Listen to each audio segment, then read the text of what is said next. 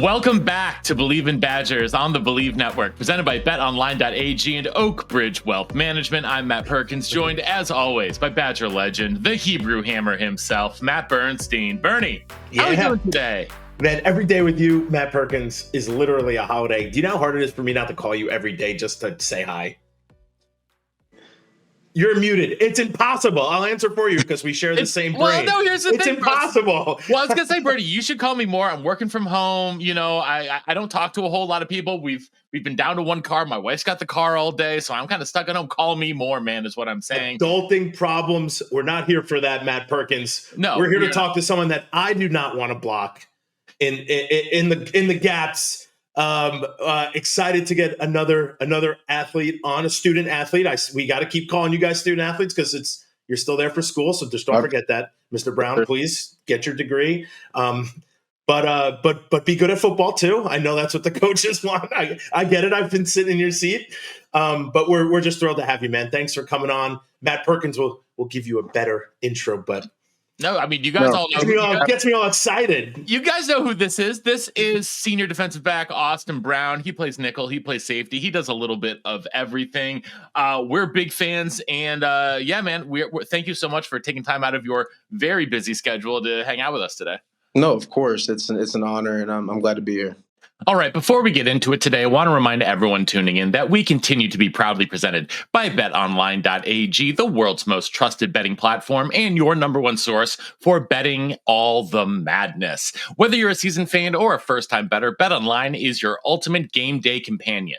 With the largest selection of odds on everything from college basketball and a $200,000 bracket contest, BetOnline continues to be your number one sports betting source. From every Cinderella story to every hat trick, BetOnline has you covered with odds, stats, and more for every game, every play, and every win.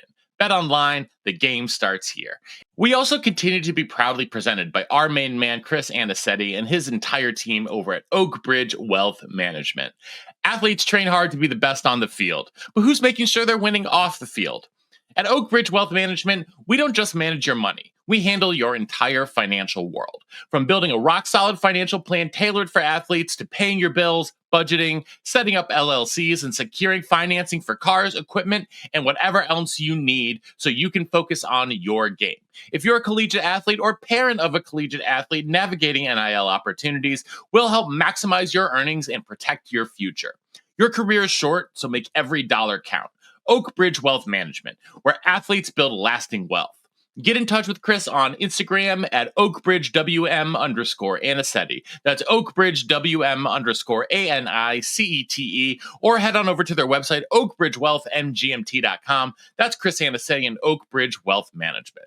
So we were just talking about the schedule you were doing, and it's completely different than 20 years ago when I was sitting in those rooms. What has the off season been like? What you have OTAs, that's new. So can you just walk us through what has it been like since you've been back from January, from winter break? Yeah, since we've been back, the first few weeks is primarily just focused on lifting. The guys, position groups kind of get together and we'll go over some smaller things together. And then after about 2 weeks or so, that's when speed training gets implemented into our program. And we started a little bit earlier trying to, fix up a few things from last season. We're doing things different defensively and offensively. And so, guys, we'd get together and we would just do football 101, as we called it, and it'd just be going over day one things that you think many players would know since, you're a kid, but a lot of things people forget. And so we kind of went through that for, a month or so, and we would do different Kahoot quizzes just to, test each other. And then we started OTAs, which is, I didn't know what it stood for, but it's organized team activities. And essentially it's like a very watered down version of a practice. There's no helmets, nothing like that, just cleats, shorts, and your practice jersey.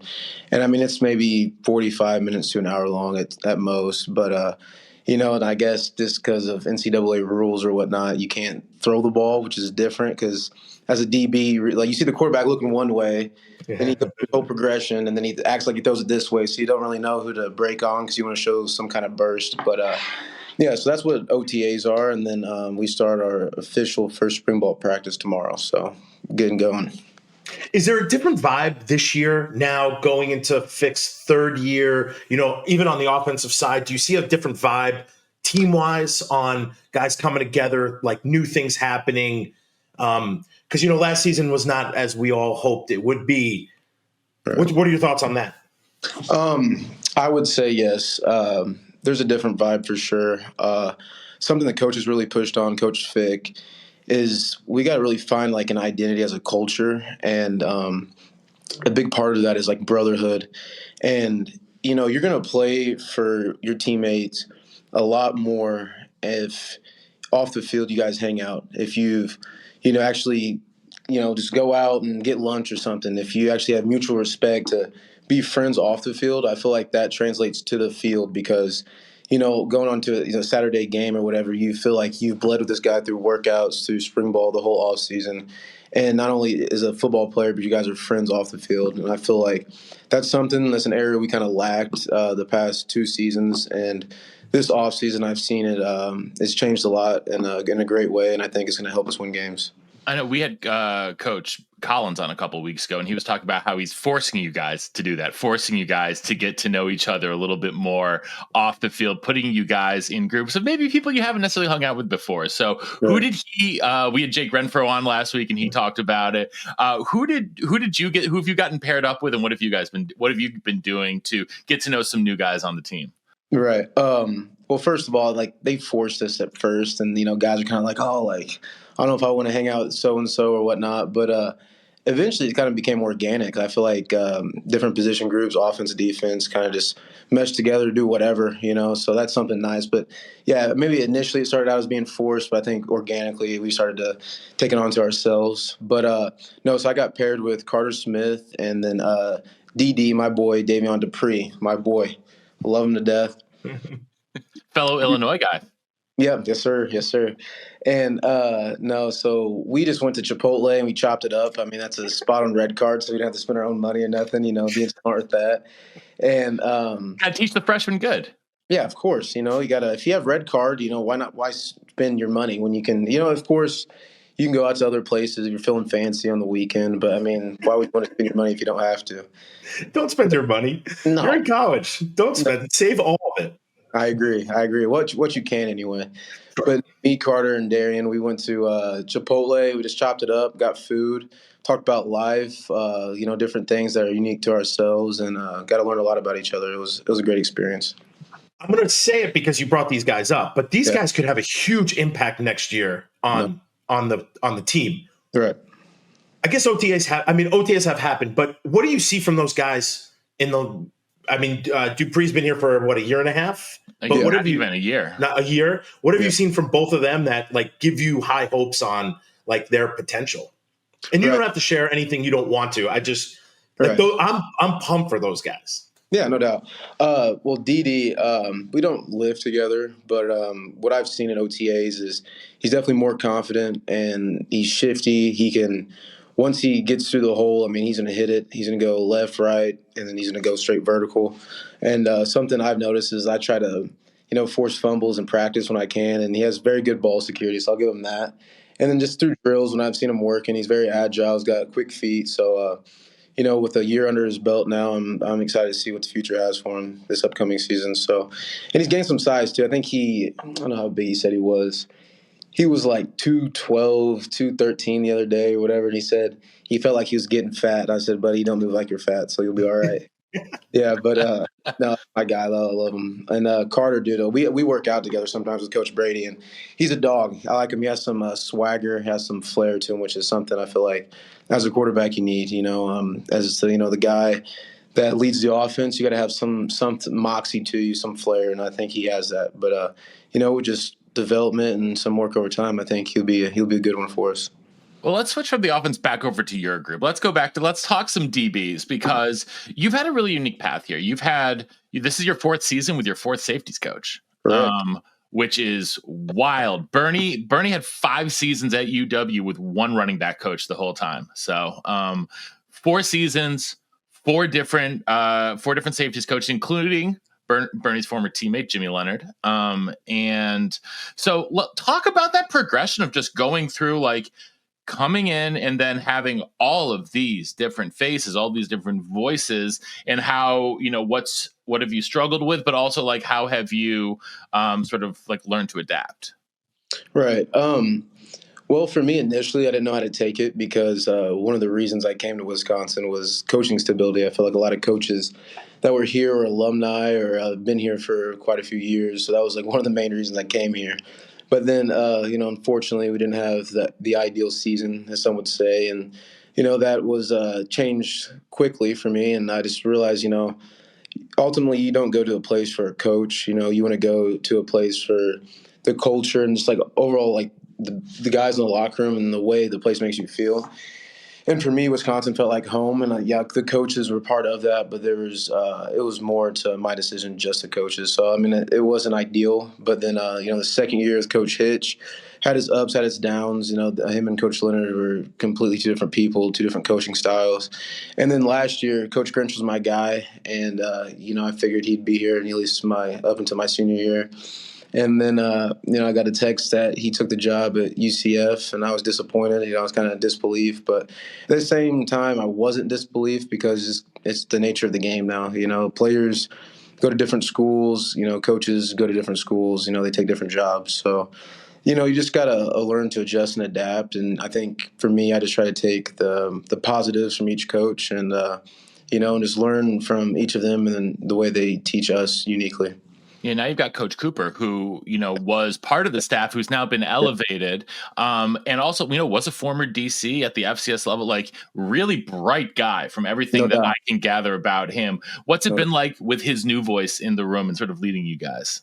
Yeah, it's awesome. It's awesome because like the difference between, I guess, like my second year is, Coach Leonard's gone. Coach Hitch comes in, and like he recruited me in high school, so I talked to him before, but I wasn't coached by him, so that was different. And then he's gone. Then Coach Hitch comes here, and it's like, I've never met this guy before. It's kind of feel out for each other. But Coach Coop's been here the past 2 years or since my sophomore season. And he obviously wasn't the safeties coach then, but he was always a guy that would send us cut ups to study.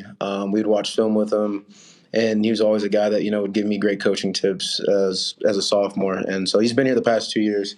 He's a face that we're all familiar with and, someone that we're all in his corner. He's a high energy guy and one of the most intelligent people I've ever met. So, I love him. So also I want to go back. You said it's kind of normal now, this new world that we live in. For Matt Perkins and I, it's hard to understand this. And I think we are old, so I will give us that excuse. But everyone knows what excuses are like. But what is it like? Do you ever feel comfortable? Like, do you ever feel like, do you know what tomorrow brings, or are we in now a place that it's like I don't care about tomorrow because I know what I'm doing personally?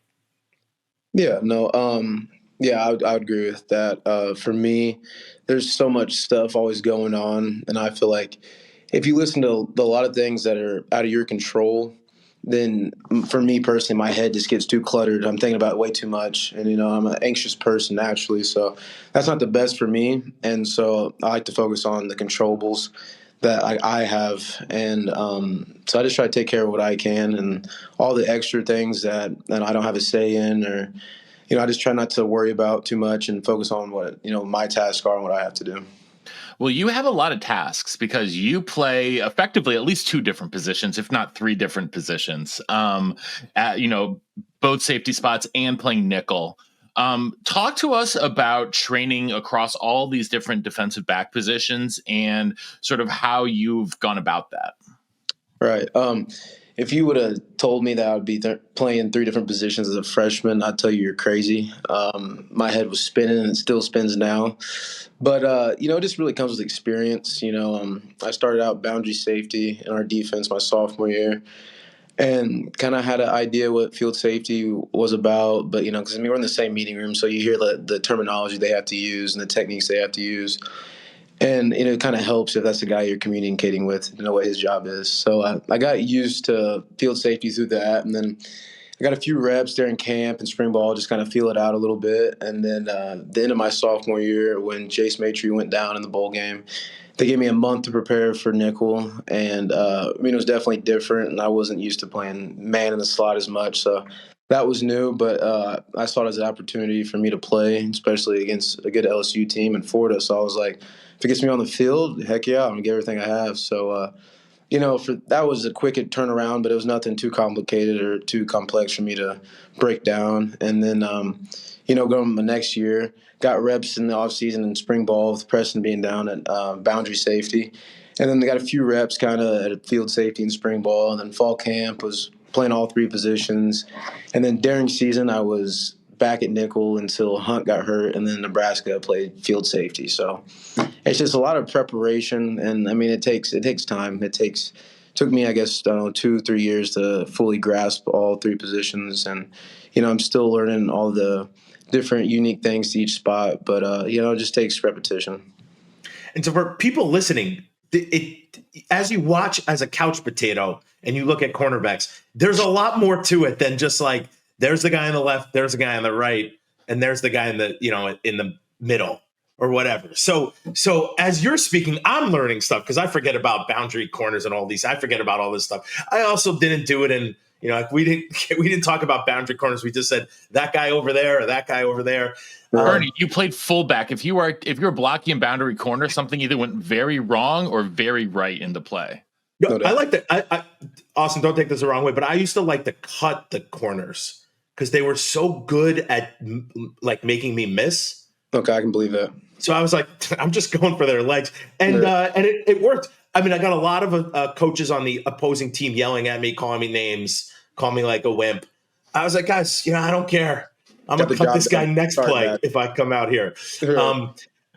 It's my favorite because like you're shifty, but then you see a big fat guy dive at your legs, you put your hands down automatically. No matter what, you're putting your hands down. So I caught you. So, okay, neither here nor there. Matt Perkins, don't bring back good memories of hitting the little guys. Although, Austin, you're not so little, but compared to a fat guy, you were little.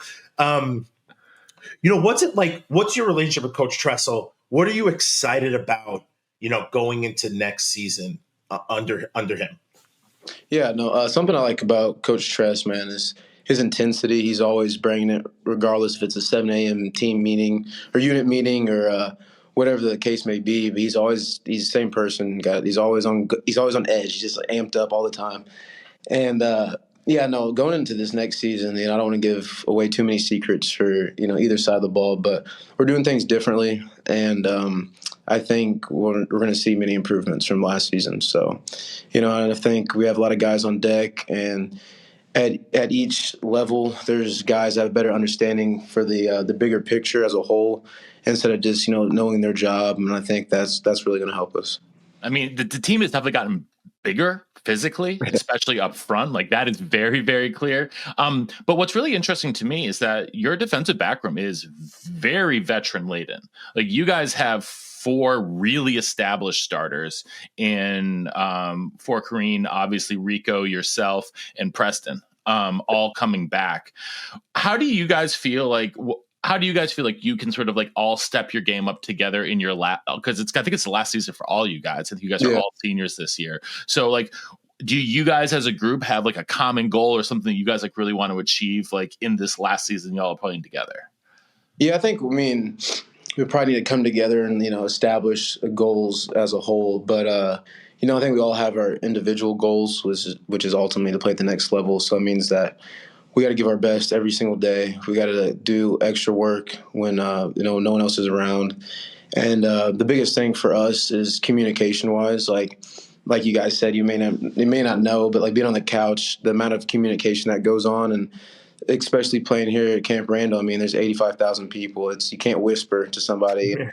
And then as a safety, you kind of take it on yourself. If you could tell Rico, you could tell Nye, what technique they're supposed to run. If they don't do it, I take that personally because obviously I didn't say it loud enough. He didn't hear me, And so I think the biggest part really is just communication is a big thing for us. That's really something in OTAs and walkthroughs we've had a big emphasis on, and I think that's really going to translate going into season. But, when it comes to goals as a whole secondary, I guess we want to get more takeaways without a doubt. We need more interceptions.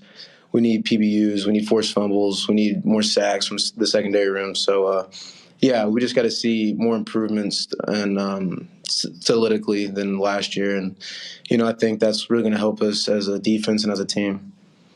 So I agree. So you look at the schedule, right? Last year's schedule was pretty difficult. Played some new teams are in. This year's schedule looks extremely worse. Yeah. I mean, we will throw that out there. A lot worse.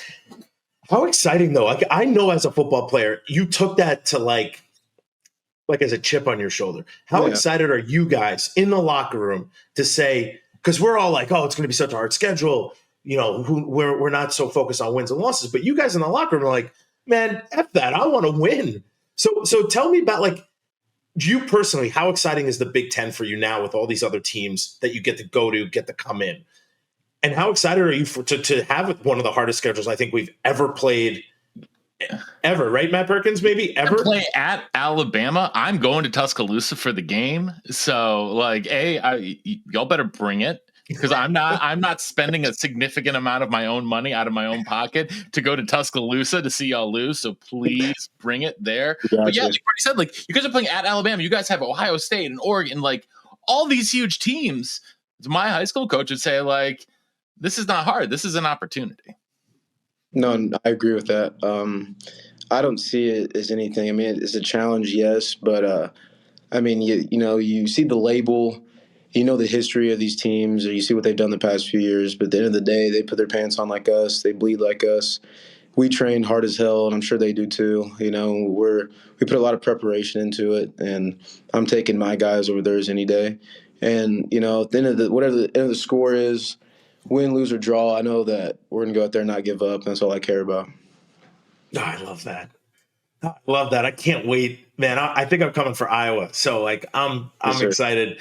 All right, Bernie, if you're going for Iowa, I will join you for Iowa as well. Look, Matt, you're coming to a bunch of games, so it's going to be. I'm doing my best, man. I'm doing my best out here. I want to get, though, we've got a couple minutes left. I want to get off the field with Austin here for a little bit. So, what are you doing outside of obviously going to class, going to practice and training table and all film study? What are you doing in your free time? Like, what are you, when you have free time, which I'm sure is very limited, how are you spending it, and who are you spending it with? All right. So my free time, I'm very boring. Recently though, I've been, getting into reading a lot more and trying not to, cause every now and then I catch myself, or I see guys in the locker room. Seeing other people puts in perspective for me is like the use of like cell phones. I get caught in loops on Instagram reels. I'm like, oh, it's been 20, 30 minutes. I need to put my phone down, like do something productive. And you see guys, and especially my generation, people are just glued to their phones. It's kind of like, do you do anything else? Like, look up, you're going to walk into this sign or whatever. So, in my free time, I read recently, as of recent. I read my Bible. I do that every night, try to. I bought a PlayStation 5 over Christmas break because, I was thinking about, I haven't really played video games since high school, and I miss my buddies from back home, so it's a way for me to still hang out with them in a way. So I started playing Black Ops 6 quite a bit and Marvel Rivals. It's a really fun game.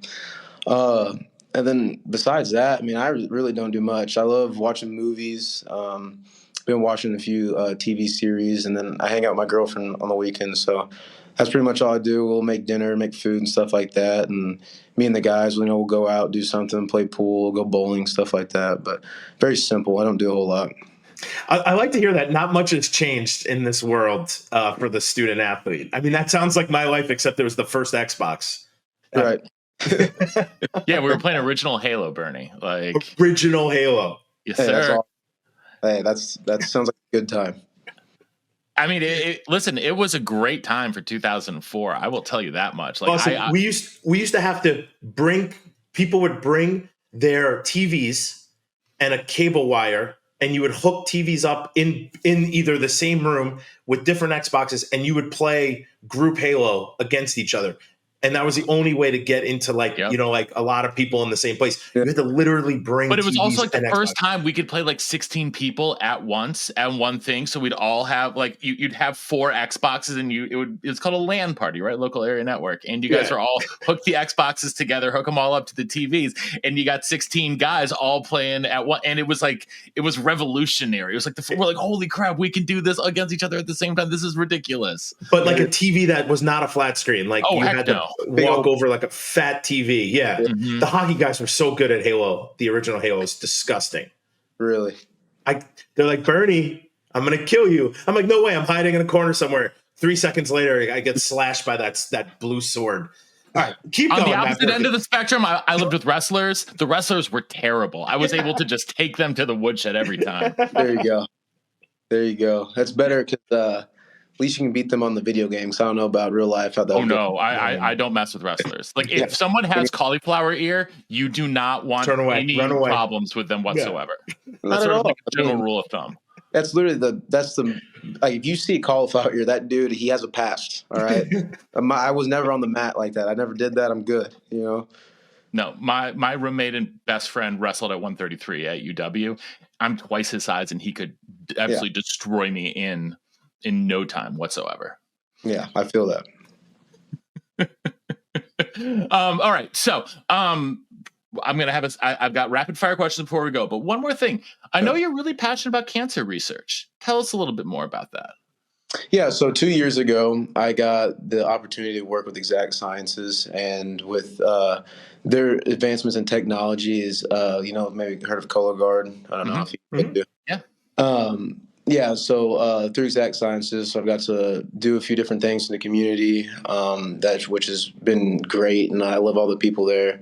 But cancer for me, it took away my uncle, a few father figures I had growing up.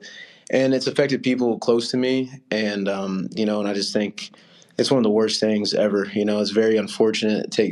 There's all types of different cancer, and it takes people from children all the way to older adults. And I think it's just something that's very unfortunate, and it continues to affect our world, sadly.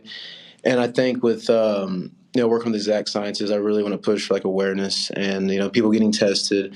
If something doesn't feel right, like why not check to see if it's a bump or whatever it is, go check it out, see what it is, because you never know if that could really save your life. So that's something I'm really pushing for, and just have a better, clear mind on things like that, not living in anxiety, and then potentially, because anyone can get it. You see athletes that are professional athletes for 10 plus years and have a healthy lifestyle, and then they get cancer, like Walter Payton, for example, and just their life's over. It can affect anybody. So it's something that people so I want to bring awareness to, and I want people to understand that it's okay to get checkups and worry about your health in that sense. That's fantastic. I really appreciate that. My mom is a breast and ovarian cancer survivor. So my aunt, her sister, breast cancer survivor. It hit our family very close. And I saw you had done some stuff with that. So I really appreciate that. Okay. Got a nice little quick 6-pack of rapid fire questions to wrap things up here. Number 1, hardest receiver to cover at UW or tight end? Tretch. Why? He's just very shifty, man. He's very shifty. And he's a lot shorter than me, so when I'm trying to keep my eyes on his hips, the more he gains ground, I start to look at his chest. So I lose my focus point on him. And not only is he super quick, but he's also super fast. So if he beats you horizontally, he's going to take off vertically. And then after that, it's just try not to panic. Just take off and get back to your man. All right, number 2, last song you'd listen to before you take the field. Last song I listened to, The Beautiful People by Marilyn Manson. Nice. Yeah. Nice. You're a man after our own heart. Number 3, who's the best social media follow on the team? The best social media follow? Who makes the best content on social media on the team? Who makes the best content? That's a great question. Who does make the best content? Or who has the most enjoyable feed for you to scroll through their IG stories? I feel like ridiculous things. Stories are pretty good. Man, that's a good one. I don't know. I think Tyrell, he used to be more on Snapchat, and he was on Twitch. He's a very avid gamer and a stupidly good Call of Duty player. So I'd say him for sure. Right. Always has a lot of hot takes that I just really like. So I feel like for him, it's always something. You're like, what did he post now? All right. You mentioned Chipotle earlier, but you and the boys are going out. Where are you going to eat? Where are we going to eat? That's a good question. As of late, I mean, we go to the Globe quite often during the week. The Globe is really good. We have it on Red Card now. It used to be stupid expensive, so it's like one of those things. Like, I might go here like on the weekends every now and then, but it's on Red Card now. And me and the boys have been going to the Globe. All right. Number 5. All your coaches are put in a WWE style Royal Rumble. Who's coming out on top? You want my honest answer? Yeah. Luke Fickle, dude. For sure. Why? One is wrestling past. I mean, it's different from WWE, but I think he might pull up Mike Tyson and come out with somebody's ear or some bones or something. Like, it's not going to get. And regardless of what, I don't even know, all these like 50 years old, I don't think that matters. He's going to give you 110 until he's put in the ground. So I give Coach Vic. All right. Last question. You're stuck on a deserted island. What 3 teammates do you want with you to survive and make it back home? Okay, sweet. We got Jackson Aker, because the dude is like, he's just a nut. I mean, I don't know. He gives me vibes like he could help me if I needed it. Who else? I need someone smart. Who's good outdoorsy? Okay. I'm going Barrett Nelson. He's my roommate, big homie. He goes by Bear, so he could probably fight a bear if I needed him to. Like that. He goes ice fishing a lot. He's outside quite a bit, so I'll give him that. Who's a good outdoorsy person? Man, I'd probably have to go Preston Zachman, my boy. Okay. He's very like technical in what he does, and I feel like when it comes to survival, like he's very intelligent. So I think we'd find a way to make stuff happen. I love it. I love this question. I love this question too. It's so interesting to see what you guys say when you and the insights we get there. We really appreciate, Austin, all the insights you've given us here all day on Believe in Badgers. We appreciate everyone tuning into us here on the Believe Network. Make sure you're checking out our main man, Chris Anicetti, over at Oak Bridge Wealth Management. Make sure that you are tuning in, subscribing, rating, reviewing, unsubscribing, resubscribing, re-rating, re-reviewing, all that good stuff. We'll be back again next week. I think who have we got? I think we got Vinny Anthony next week. Nick Davis. So we're doing a good job. Yeah, we got Nick Davis too. Oh God, yeah, we've got all sorts of good stuff coming up. So this guy's like a Tretchy, old school Tretch guy. Old school Tretch. Biggest biceps I've ever seen on the team. Really? You'd have the hardest workout ever, and he would be in the weight room doing biceps after it. Looked good though. I'm not gonna lie, like his arms look great. I was like, man, I can't even lift these things. He would just be in there crushing it. That's valid. I need to do that myself. I mean, my biceps are decent. They're decent, but like, you see some of these guys. We were walking around. It's first thing in the morning. It's 7 a.m. They got like a fat bicep vein. We're like, we haven't even worked out yet, dude. Like, so. Some people are just truly blessed with looking like Atlas, right? Yeah, Hercules. It's not me. It's outrageous. It's outrageous. Awesome. Thank you so much, man. This is such a pleasure. I really wishing you the best of luck next year. Absolutely. And for your entire career, actually. Yeah, absolutely. Absolutely. Yeah. So again, we'll be back soon. Make sure you're following Austin on all the social media. We'll drop the links here in the show description. And we appreciate y'all tuning in. And until next time, on Wisconsin. On Wisconsin.